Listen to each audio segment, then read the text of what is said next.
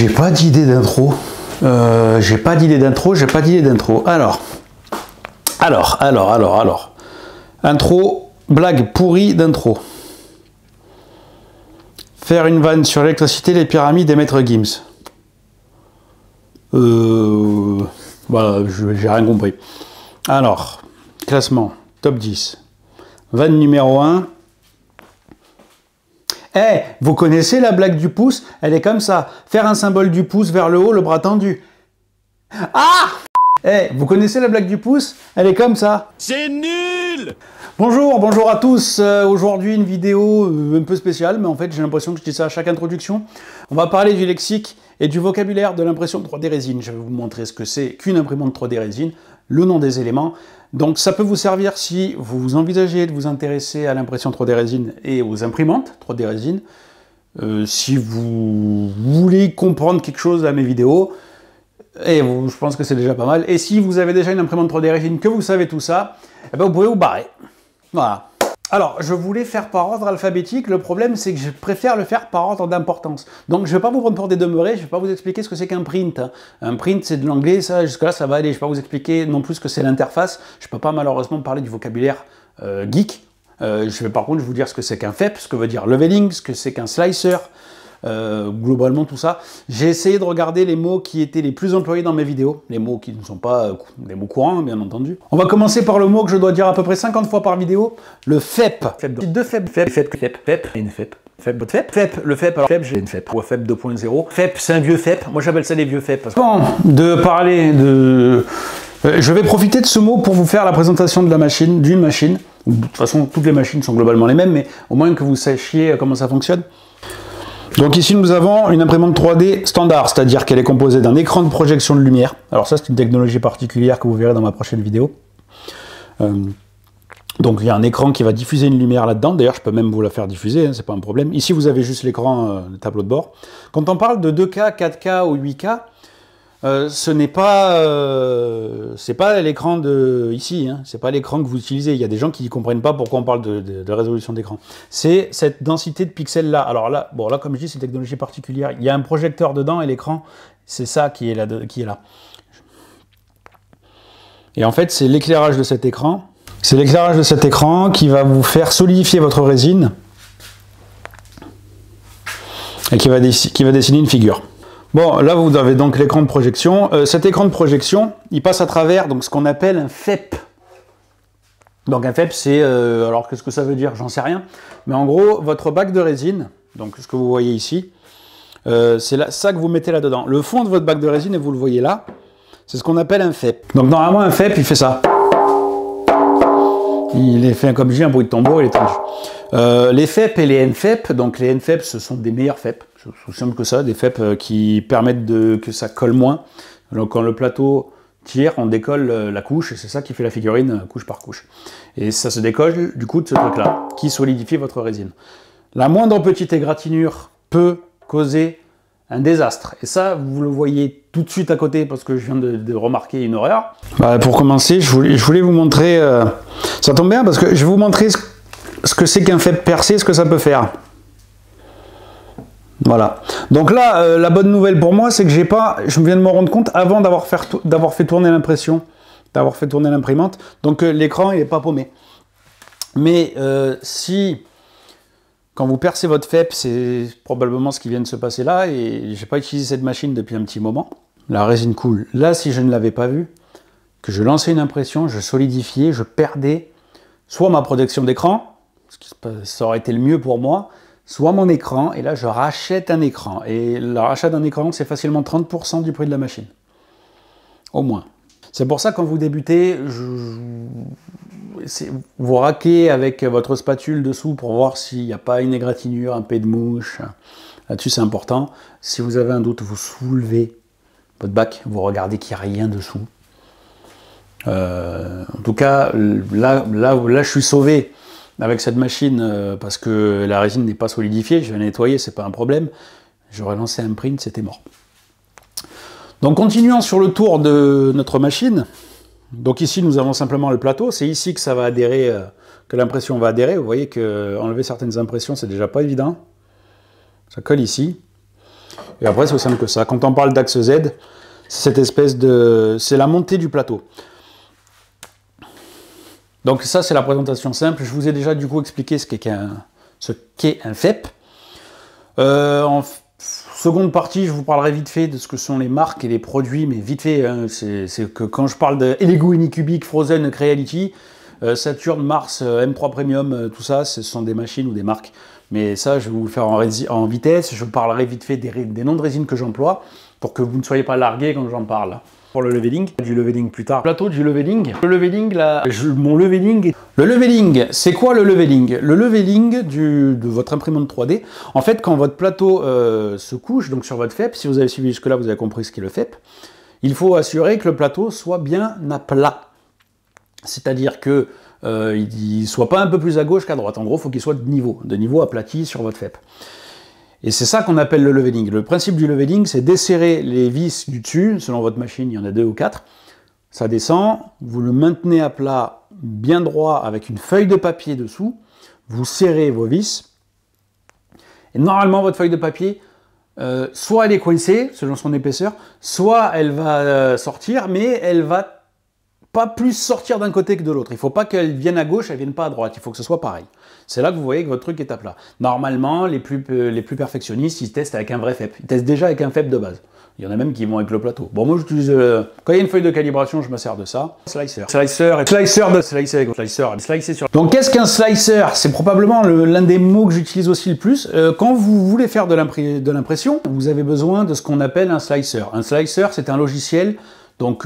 en canadien, on appelle ça tranchage ou découpage.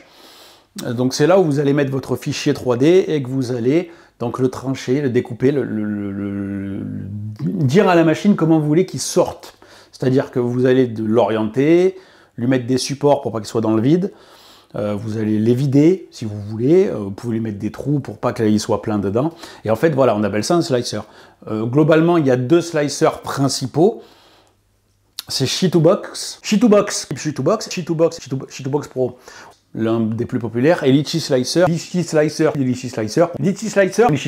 un qui commence de plus en plus à parler aujourd'hui, qui semble être un peu plus poussé que, en tout cas, que la version gratuite de Sheet2Box.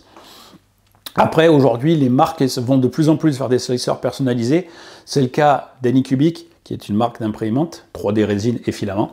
C'est le cas de Creality, qui est également une marque d'imprimante, et de plus en plus essaye de faire ça. Quand on parle de paramètres d'exposition ou de paramètres d'impression, en fonction de la résine et de votre machine et de ce que vous voulez faire, il faudra toujours adapter le temps d'exposition. C'est-à-dire que chaque résine est différente. Ici, j'ai 2 bouteilles de résine de marque et de qualité différentes. Il y en a une qui est en plus, soi-disant, de meilleure qualité. Ça, vous verrez ça dans mon test, la prochaine vidéo que je vais faire. Et là, vous avez une résine aux plantes, mais il y en a plein d'autres. Je peux vous en sortir un carton. Sur vos bouteilles de résine, généralement, il y a marqué des paramètres d'exposition. Là, il marque que, par exemple, l'exposition, il ne faut pas que l'écran soit supérieur à 3 secondes et pas moins d'1,5 secondes. Bon, et celle-là, je crois que c'est 7 secondes de paramètres d'exposition. Super, la résine aux plantes. Donc voilà, en fonction de ça, vous faites les premières couches pour que ça colle bien au plateau. Donc là, il y a un paramètre d'exposition un peu plus long. Après, vous faites les paramètres de chaque couche. Voilà, tout ça, ce sont donc les paramètres d'exposition. En fonction de la température de votre pièce, de votre résine et de votre machine, ça peut être complètement différent. Figurez-vous qu'on a quasiment fait le tour. Je vais vous expliquer ce que c'est qu'une wash and cure, mais bon, globalement, vous avez compris. Quand vous sortez une impression d'une imprimante résine, il vous faut un système de lavage et de... Donc on appelle ça de curage en canadien. En canadien, c'est un Français qui utilise des mots français, comme on dit. Nous, on appelle encore ça une cure. Vous la mettez dans un bain d'alcool, ça le fait mouliner, et après vous le mettez dans une station, moi j'appelle ça de bronzage, mais le terme exact c'est curage, c'est pas beau, et ça va faire sécher votre impression, après l'avoir lavé. Donc ça c'est une wash and cure. À l'IPA, ou voilà, l'IPA c'est de l'alcool isopropylique, voilà, c'est globalement de l'alcool à 99,9%, c'est l'alcool le plus efficace pour enlever la résine. Voilà, c'est ce qu'on utilise le plus, ça c'est aussi simple que ça. DLP, technologie DLP, c'est technologie DLP contre la DLP. C'est un mot que j'utilise beaucoup, DLP. Alors ça, bon, une DLP c'est une technologie lumineuse brevetée qui est plus chère et plus efficace que la technologie LCD standard. Vous avez ça sur les vidéoprojecteurs, vous avez ça maintenant sur les imprimantes 3D résine. ABS-like, alors Sunlu ABS-like. Alors là c'est peut-être le mot, un des mots que j'ai moins utilisé mais que j'utilise quand même. C'est un terme qu'on utilise sur une résine, c'est pas une résine technique, mais une résine un peu moins cassante techniquement que les résines standards. Moi j'aime beaucoup ces résines-là. Bon après, est-ce que c'est vrai? C'est vrai que j'ai moins cassé de figurines avec cette résine-là. Bon après, si vous avez des éléments cassants, des éléments fins, ça cassera quand même, mais ça sera peut-être plus difficile. Bon, en tout cas, j'utilise surtout la BS5 parce que je trouve que c'est plus qualitatif. Les reliefs sont plus marqués, d'après moi, en tout cas avec cette marque. Hein, il y a plusieurs marques d'ABS-like et je ne sais pas si elles se valent toutes. Mais avec, par rapport à la standard, j'ai des meilleurs reliefs avec celle-là. Et quand je parle de filaments, globalement, les imprimantes 3D, vous avez deux grandes catégories. Vous avez donc les résines, donc que je fais la présentation jusqu'à présent. Et vous avez également l'imprimante 3D filament, qui est l'imprimante 3D plus ou moins classique, utilisée par beaucoup de monde. C'est celle où on met un filament dedans, extrait tout de suite sur votre écran, et qui sort des figurines principalement. Alors c'est une matière proche du plastique, c'est de l'amidon de maïs, après vous pouvez mettre d'autres matières, mais là, si je commence à rentrer là-dedans, ça va être encore plus compliqué.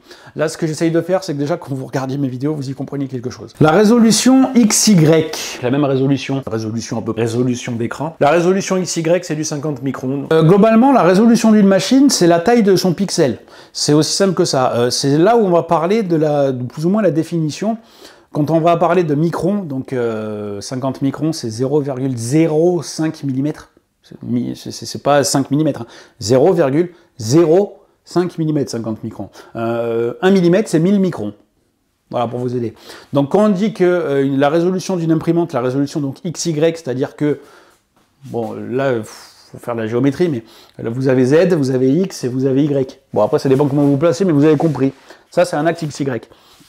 Donc un carré.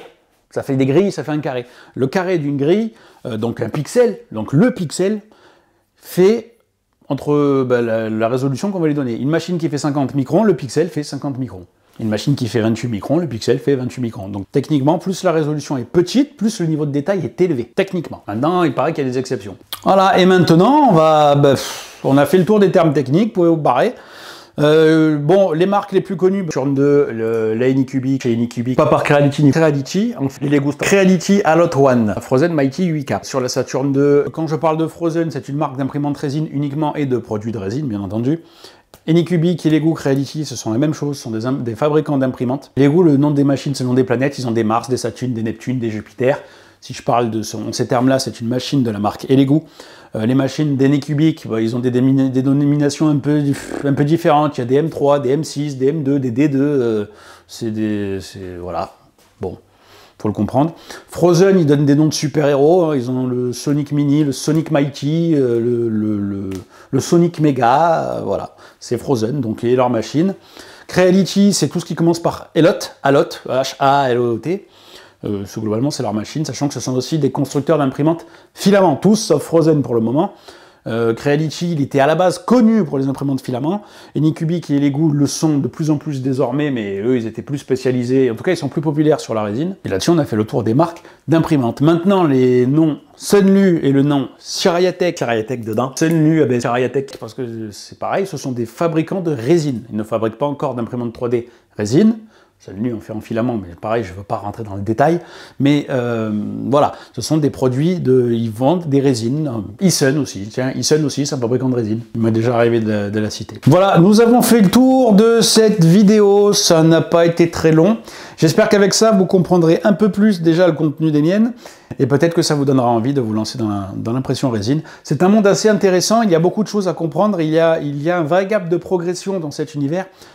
Les 15 premiers jours où je me suis lancé dans l'impression résine, j'ai eu énormément de mal parce que, comme vous avez vu, tous ces termes techniques, le principe de FEP, le principe de leveling, c'est un monde. Et pourtant, moi, j'étais dans l'impression filament avant, alors en tant qu'amateur toujours. Hein. Ce n'est pas un métier professionnel que j'exerce. Et je pensais que j'allais vite trouver mes marques.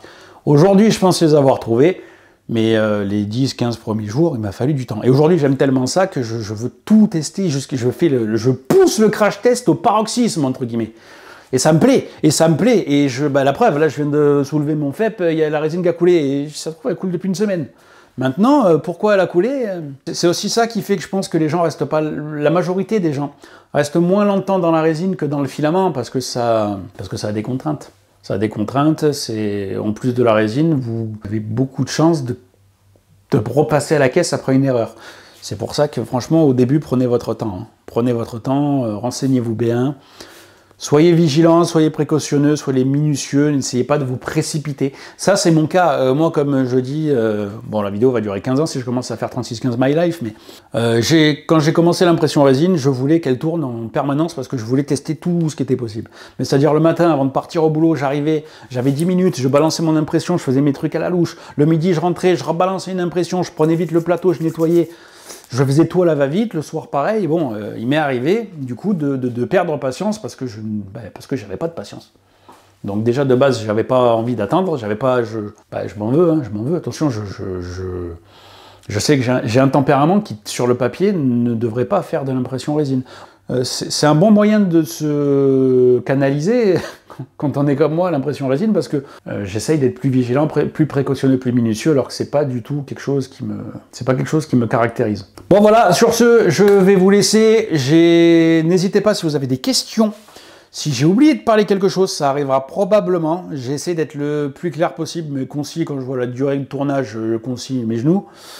J'espère que ça vous a pas saoulé, j'espère que vous avez compris, que j'ai été clair, que ça vous a intéressé. Et je vous dis à la prochaine pour la prochaine vidéo sur l'Anycubic Photon Ultra DLP. Ciao, à la prochaine. Alors, si j'allume pas la lumière, ça peut pas marcher. On va parler du lexique, du champ lexical, comme on disait en CP, de l'impression 3D résine. On la refait. On va parler de l'impression... Putain, on va parler... Magnifique. Ça va trop loin, ça coupe-le. Et peut-être que ça vous donnera envie de... Ah bah d'ailleurs, ça tombe bien, j'avais dit que j'avais jamais flingué à NFEP, le premier est flingué. Aujourd'hui, j'apprends à me soigner, d'ailleurs, c'est un bon garde-fou. Il est bien ce terme, hein. Quand je dis qu'il ne faut pas percer un FEP, et qu'il faut en prendre soin, et que dès que vous voyez qu'il risque de péter... D'ailleurs... Alors, ça, c'est ça qui est incroyable. Celui-là, il est neuf. À bientôt. Non, c'est pas ça. Ciao, à la prochaine.